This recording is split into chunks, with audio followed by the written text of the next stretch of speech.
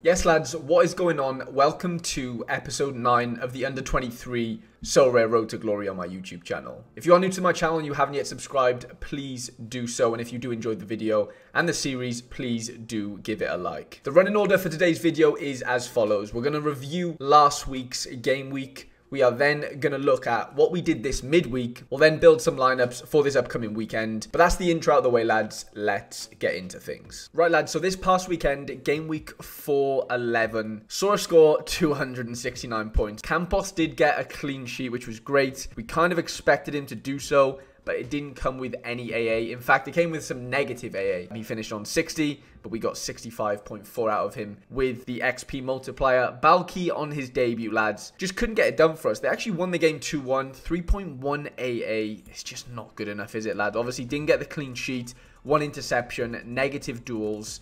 And yeah, no attempted assists, no shots on target. I know he's a right back. You're not really expecting too much of that. But, you know, 6 penalty area entries. And in that case, a very, very poor score. Speaking of poor scores, Jasper Darlin, lads, minus 14 AA. Kortrijk beat him 2-1. I really did not expect this. 3 fouls committed, 2 goals conceded, no tackles won. He won more duels than he lost, but he lost 12 duels, which is minus 24 points, which is mental. 114 duels, of course. So basically, he was on a negative points lost, if that makes sense, even though he won more duels than he lost. It's just how the duels won/lost works. You get 1.5 points as a defender for winning a duel, but you lose 2 points if you lose a duel. So yeah, unfortunately, we got the short straw there and no attacking stats at all, apart from a couple penalty area entries. Monchu was the shining light though, lads. 77, 1 goal. They won 3-0 at home. It was a great matchup. We captained him. At least we got our captain right in this game week. It didn't really count for anything, obviously, but, you know, decent game from him. Attempted assist, 2 shots on target, a couple of duels won.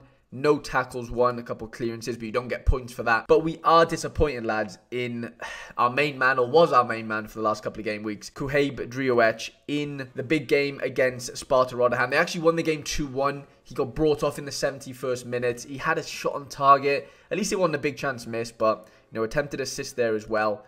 But just, yeah, 1 tackle won, but you don't get the points for that as a forward. And unfortunately, you finished on a 6 AA, lads. And saw us fall short by 63.52 points. And yeah, I just honestly, I'm really struggling to see where we go from here, lads. Genuinely. Like, we'll get a clean sheet. We'll get our captain right. But the 3 other players out of the 5 just seem to absolutely shit the bed, don't they? And yeah, I just don't know what's going on, lads. We just can't seem to get it right. I know we don't have the best of players. I understand that. So, you know, I'm not expecting 100 from all my cards, but can we at least get over 300 points for once? Or again, I think we've done it once so far in the series. Speaking of mistakes, I guess, I actually made the decision this midweek, which was game week 4-12, to bring in 2 players because, so yeah, there was, you know, Spanish second division games ongoing this midweek, and I was able, well, I had 3 players. I had Duhara as a forward, I had Campos as my goalkeeper, and then I had Monchu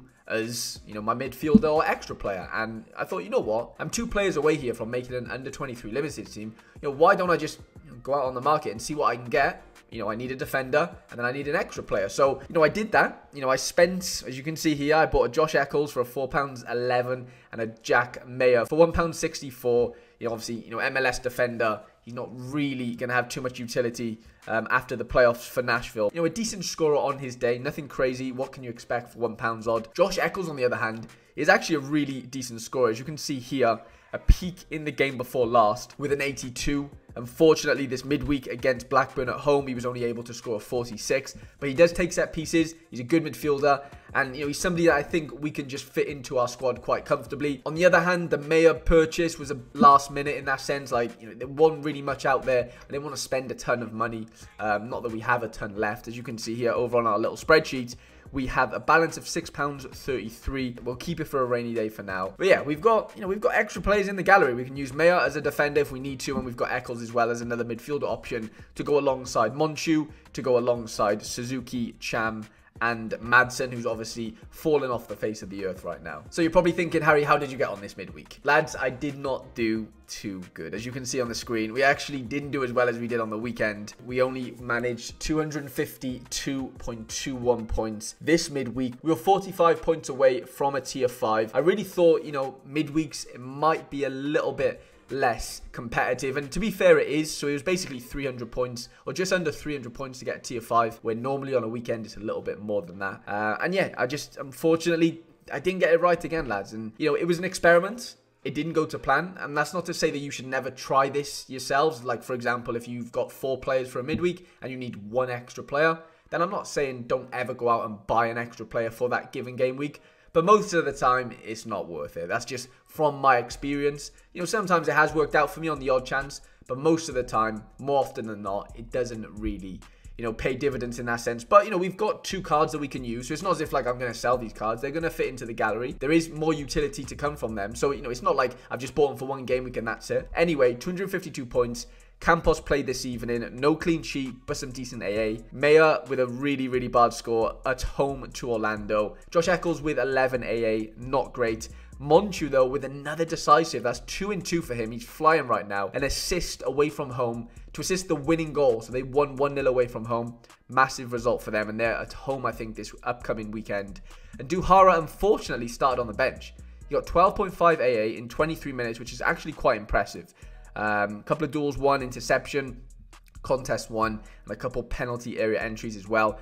But they lost 1-0, and unfortunately did not contribute to trying to get ourselves our first reward of the series. We're still searching for it, lads. And yeah, hopefully this weekend is going to be our time. Okay, so looking ahead to this upcoming game week 413 on Sorare, the game week just before the international break. So we'll probably won't have many episodes over the next couple of weeks. This will be not the last one forever, but the last one for the next couple of weeks because, like I said, international break is coming up and we just don't have teams to put out. Anyway, Campos in goals for this upcoming game week. At home to Eibar. They are not favourites. Eibar are 8th in the league and Campos' team is 13th in the league. So they aren't favourites for the game, but that is fine. I still fancy him to do pretty well. If he doesn't get a clean sheet, I still think he'll do pretty well on AA alone. Okay, we've got some options, lads. We've got 3 defender options here. Well, we've got 4, but I'm not sure what's going on with Mateus Ryu. He's been out of the squad for the last 2 games for Green Camp.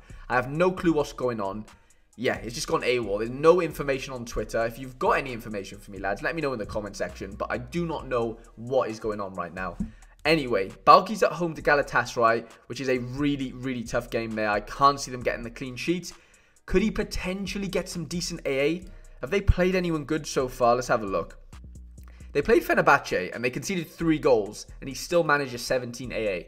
That is pretty impressive, to be fair. He had a couple attempted assists and big chances created. So that's kind of where he got his points from there. Do I fancy him to have an attacking game/role against Galatasaray, who are 2nd in the league? Potentially not. Jack Mayer's away to Philadelphia in the MLS. I really do not like that fixture, if I'm being honest. Jasper Darland is at home to Leuven, which, you know, shows up as the best fixture, which, you know, makes sense, even though Darland has been struggling recently.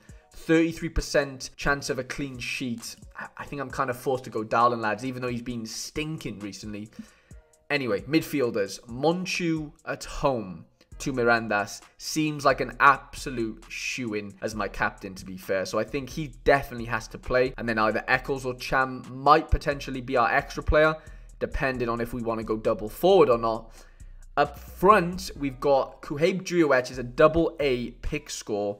Away to Vitesse isn't an easy game, to be honest. Vitesse aren't great, but that's still not an easy game for Excelsior and Driouech. Larson is at home to Getafe. I actually really like that fixture for him. Duhara is also at home to Real Oviedo. Ooh, I've got a few tricky options here, haven't I? I've got 3 decent forward options. Then I've also got Cham and Josh Eccles, who's at home to Norwich. We haven't really had this luxury before, lads, of having a bit of a dilemma. Normally, we just kind of pick our 5 players because we don't really have enough depth to have good enough matchups outside of, you know, 5 players. In this scenario, we've got like 4 or 5 players we could play here, realistically. We could go double forward.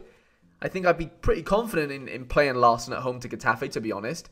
And, you know, Driouech away to Vitesse. I don't love it, I prefer Larson, if I'm being honest, at home. I think Larson has to go in here as our forward. And then as our extra player, lads, we're basically looking at Driouech, Eccles, Mayer, Cham, Balki, or Duhara. I think we can disregard Duhara. Obviously, he didn't start midweek. He probably does start this weekend, to be fair. And, you know, Real Oviedo are struggling in the league. Leganas are third in the league. It's a good matchup. Even though it's only a 13% chance of Leganas scoring 3 goals or more, which I don't love, to be honest, as a statistic. Cham is away to Montpellier, who aren't great, but Clermont Foot are absolutely shocking right now. We can't play Mayer away to Philly. That screams 3 goals conceded or more quite comfortably. I think the top 2, right? Driouech and Eccles is the dilemma. Eccles is at home. Driouech has a way better bonus on his card. 9.5 compared to Eccles' 2%, which is an old card. This is really, really tough. The fact that Eccles is also on set pieces does really play into things for me. Norwich aren't a bad team, of course, but I still think Eccles, his floor is a lot higher, but then Driouech is probably more peaky in that sense. And at the end of the day, I need to win rewards. I need high scores, obviously.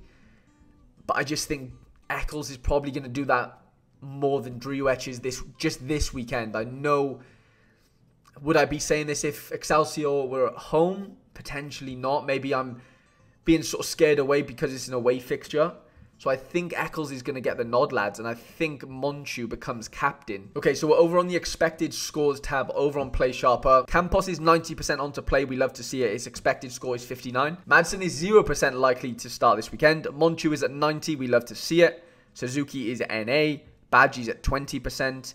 Mateus Reeves at 60. Interesting. So maybe he is back in some capacity. Eccles is 90%. We love to see that. We've got Darland at 90%. We love to see it. Driouech is at 75%.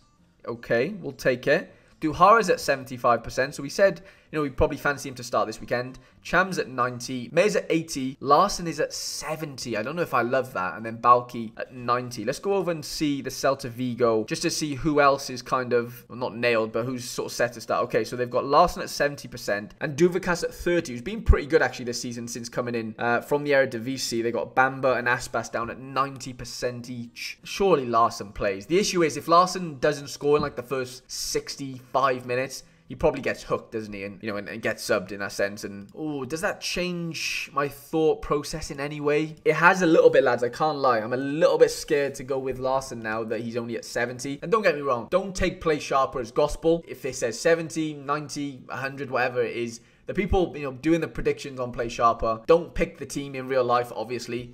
They have good guesses. They have educated guesses in that sense. And they help us, and I appreciate them massively. You know, at the end of the day, I'm having to pick these players. The final decision definitely falls on me. So in that sense, I am going to take into consideration of that 70%. And I know Driouech was only at 75%, but I still think there's less competition for Driouech's position in that sense compared to Larson and Duvicas, who, you know, is 70-30 in that sense. And yeah, I can't lie, Play Sharper has sort of changed my mind slightly here. The pick score on Sorare likes me playing Driouech a little bit more. It's given us a 68, which we'll take, of course. And that's kind of, I think, lads, what we're going to go with, to be honest. So I'm going to go over to Sorare. What have we got? 950 prizes, as usual. 5,729 entrants. Just under $400 for first place with a star limited. Imagine winning this. Beating like 6,000 other users to get a podium and to win a star would be absolutely insane. But right now, lads, I'm dreaming of tier 5s. I'm not dreaming of star rares. That's way out of my realm right now. You know, baby steps. Let's get Driouech in there, and then we're going to throw Josh Eccles in there. Captain Monchu. I think it's a decent team. I'm not in love with it, I'll be honest. Let me know if you think I've made a mistake with the Driouech and Larson situation. Right, if you did enjoy episode 9 of the Sorare Under 23 Road to Glory, please do leave it a like and let me know in the comment section if you think my 5 is the 5 that you would go with. If it isn't, let me know in the comments. Let me know why as well. And I'll sort of take that into consideration before the deadline, and we'll see if I make any changes. And obviously, I'll let you guys know in the next episode. Hope you have a great day. Hope you have a great game week. And I shall see you guys